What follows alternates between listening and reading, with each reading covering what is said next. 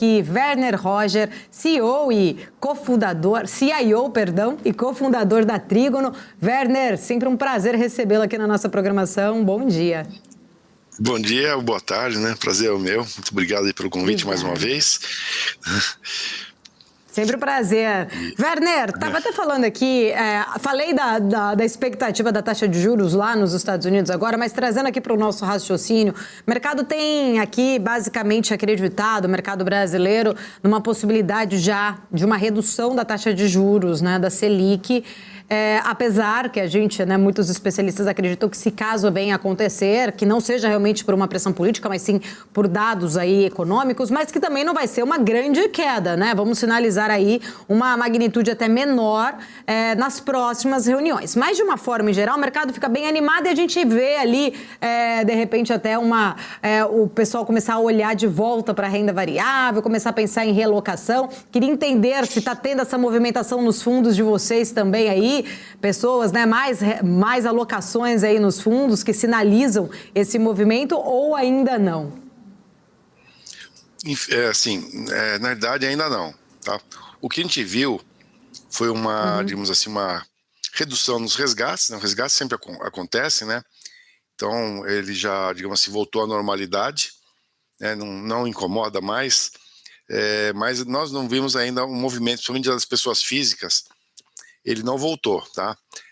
Nós estamos vendo o movimento do mercado institucional, né, que são os fundos de pensão, né, até os fundos de fundos, mas digamos assim, no mercado de varejo, pessoa física, né, ainda ele está aguardando, né, acho que ele está ainda tímido, né, esperando, acho que o mercado se firmar, né, ele mais conservador no movimento, né, de alocação. Então, o momento é isso. A gente vê o institucional parece um pouco mais animado e a pessoa física, varejo, ainda retraído, né? Não temos visto fluxos positivos. Muito bom. Ô Werner, muito bom dia. Tudo bom? Tudo bem, Marco? Prazer falar com você. Mais uma vez, né? Ô Werner, sempre uma honra ter você por aqui. Sabe o que a gente tem visto? Você com certeza domina muito mais, talvez, uma referência aqui no país. A gente tem visto, vamos pegar aqui os últimos 30 dias, 40 dias, até o ano de 2023, uma performance muito forte das small caps, né?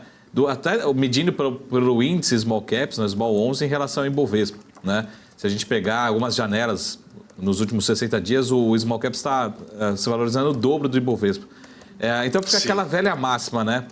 Será que o investidor, novamente, né, ele vai comprar quando tiver tudo muito caro, né? Não quer fazer os aportes quando está mais barato? Enfim, como é que você vê essa relação do investidor tentando acertar o time, né, melhor aí no índice small caps e também nos fundos de vocês, né? Eu acho que o índice small caps, né? E a gente tem ali o small caps, nós temos o nosso ETF Trig 11, né? Ele tem andado bem acima do índice small caps. Por quê? Porque o Trig 11, ele pega os 5% das menores empresas, né? Capitalização que representa 5% do mercado. E o índice small caps, o SML, 15%, que são as maiores small caps. Então, esse mercado, né, digamos, das micro caps, as empresas menos líquidas, elas me parecem mais sensíveis ainda às taxas de juros, até pela composição das empresas, né, do índice. Então, você tem muito setor imobiliário, você tem muito varejo, você tem muita setor de tecnologia, né, ou supostamente tecnologia. Então, com a expectativa de taxas de juros, né, que caiam, como vai cair, né, a gente não sabe quando, mas vai cair. E também isso aqui você traz o valor presente, né? Quem avalia as empresas pelo fluxo de caixa descontado, que é uma das metodologias. Então, se eu desconto uma taxa menor, eu tenho um valor presente maior. E se eu tenho uma taxa de juros menor, eu tende a ter um PIB com crescimento maior, portanto, favorece essas empresas. Então, você combina, né, todos esses, digamos, temas, né, ou fatores, são mais macro, top-down, né, do que o bottom-up que a gente usa aqui, o mercado acaba se posicionando. Não necessariamente é verdade, né, digamos assim, o resultado, que é o que a gente usa aqui, o bottom-up, né?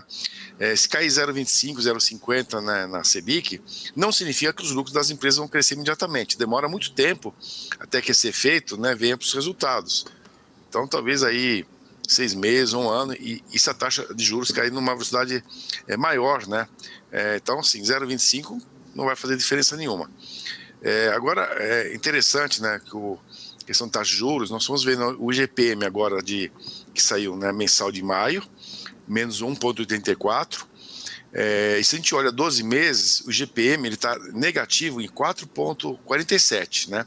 Maio agora 23, com uma Selic de quase 14%. Estamos aí com uma Selic real de 18% sobre o IGPM nos últimos 12 meses, né? Agora, mais interessante ainda, quando a gente olha o IGPM... Daqui a pouco a gente volta aqui com o Werner para concluir a fala dele em relação, né, à visão dele sobre este ponto. Daqui a pouquinho voltamos então com o Werner Roger.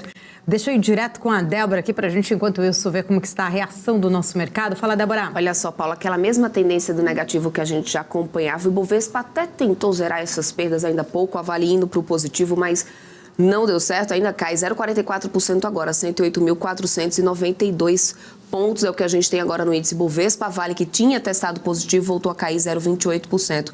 Petrobras, a Petro 4 ainda segue em queda, ou seja, o setor de commodities, os bancões ainda pesam bastante nesse índice, nesse momento. Na ponta positiva, a gente ainda continua com aquele bloco de frigoríficos, puxado, inclusive, por BRF, depois dessa notícia aí que foi divulgada hoje sobre a companhia, inclusive. E aí a gente tem BRF subindo 8,53%, Marfrig 4% de alta.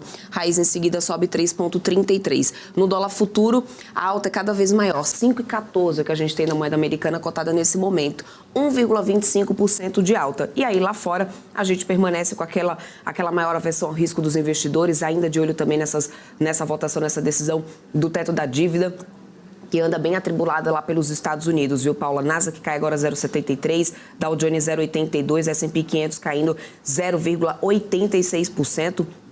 É o que a gente tem aqui nesse momento. O Tom Bovespa cede aí com Nova York também mais cautelosa, com as commodities reagindo também aos dados mais fracos da China. É importante lembrar, Paulo, isso também tem feito preço no mercado aqui e lá fora. Exatamente. Eu vou voltar a estar aqui com o Marco Saravalli. Marco, eu estava aqui, estou de novo monitorando o Semigroup subindo mais agora, 70,9%. Olha só, volatilidade aqui nas apostas, né? 70,9% para uma alta de juros aí na próxima reunião. Esses números, provavelmente, então, de trabalho de emprego hoje devem ter pesado bastante para isso? Primeiro, só para recapitular, para quem não... A Paula já está craque aqui, né, no dia a dia.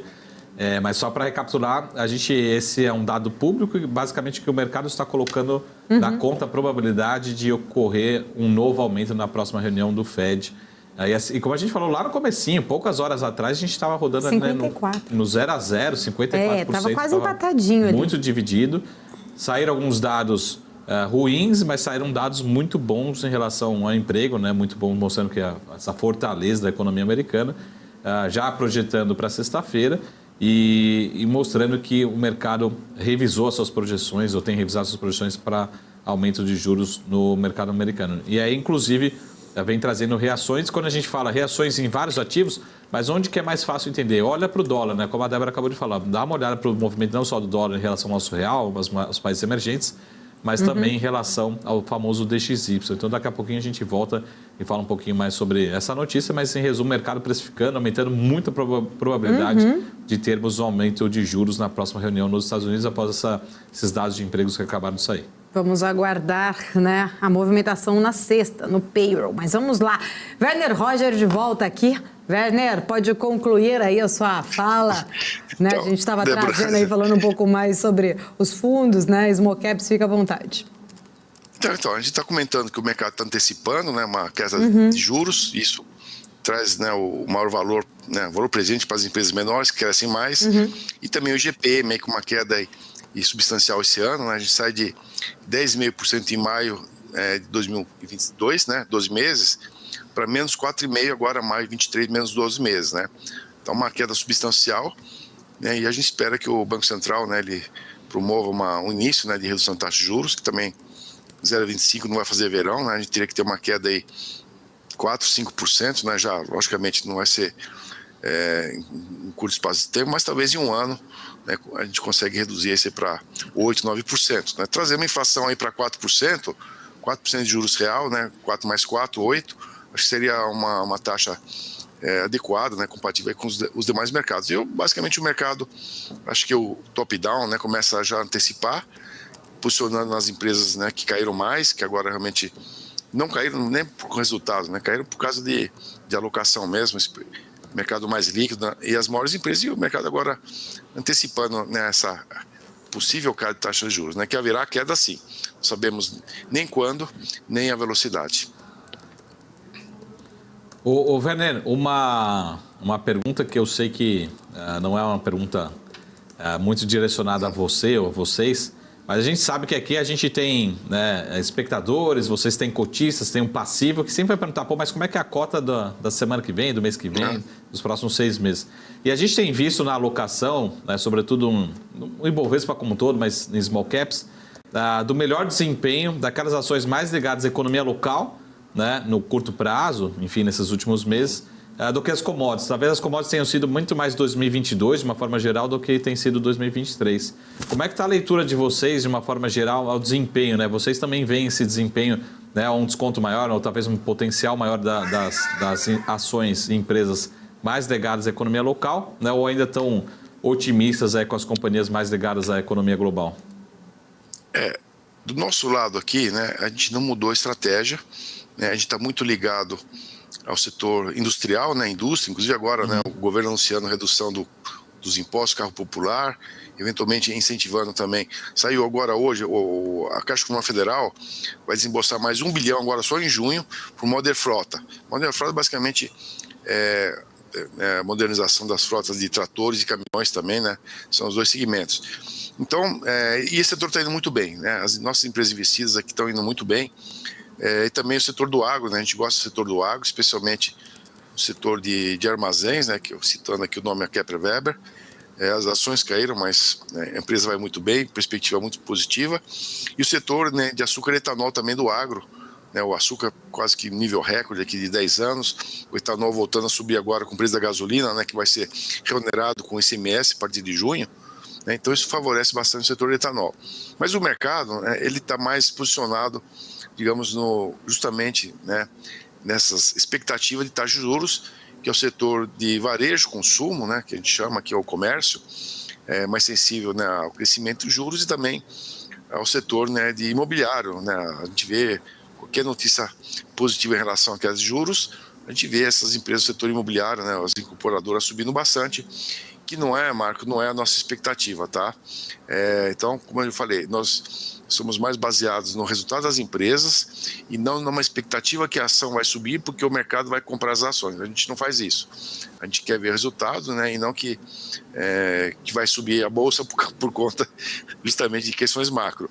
Nós acreditamos que ainda o segundo trimestre será pior que o primeiro em termos de resultados, justamente desses setores expostos à taxa de juros, né, o varejo, o setor imobiliário, e então acho que a gente acha que demora bastante para refletir nos resultados uma queda de taxa de juros. Então, para nós, o terceiro segmento que nós gostamos são algumas commodities pontuais, né, especialmente você conhece bem aí o setor de ferro-ligas, na Ferbasa, que é uma questão global, China, dólar, né, energia, descarbonização, não tem nada a ver com a economia doméstica e que está indo assim, na contramão do minério de ferro. Então o pessoal acha que é tudo igual, né?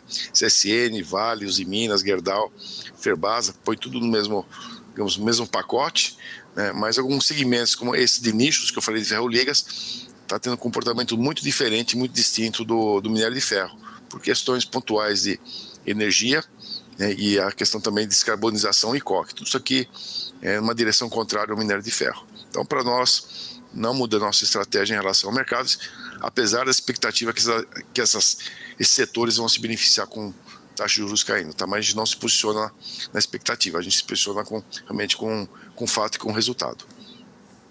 O Werner, você falou em relação, acho que um tema, até a gente está comentando bastante aqui, em relação a esse subsídio no setor industrial, aqui sobretudo para veículos. Vocês chegaram a fazer uma sensibilidade, o que pode adicionar em termos de receita ou geração de caixa nas empresas investidas no sentido da Tupi, Metal Leve, enfim, qual seria talvez a empresa mais afetada ou positivamente aí dentro do portfólio?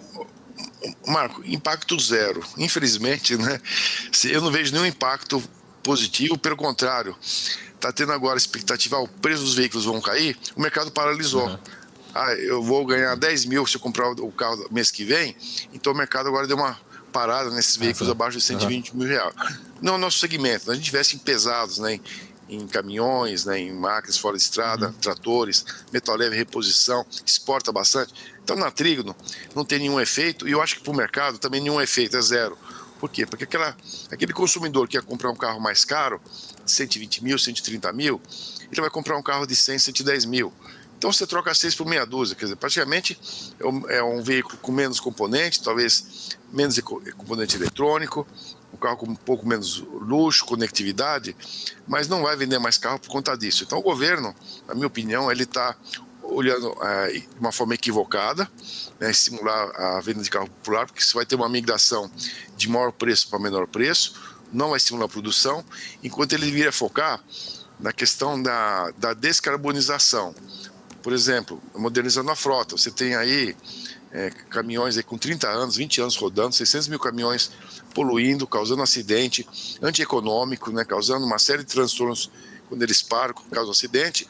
Então o governo deveria estimular a renovação dessa frota, sucateando esses veículos antigos, né, que já estão sem condições econômicas, e trazendo para o mercado veículos modernos, né, que poluem menos, gastam menos combustíveis, né, transportam mais em menor tempo. Então, acho que o foco, eu diria assim, está muito mais populista do que um foco, digamos, econômico, né? Economia você tem que focar no que traz valor para a economia, sendo os veículos, né, de transporte, de carga e também ônibus, do que vender carro mais barato. Acho que não é por aí. Werner Roger, quero agradecer, sempre um prazer recebê-lo aqui na nossa programação. Volte mais vezes. Obrigado, Débora. Obrigado, Marco. Até a próxima. Obrigada.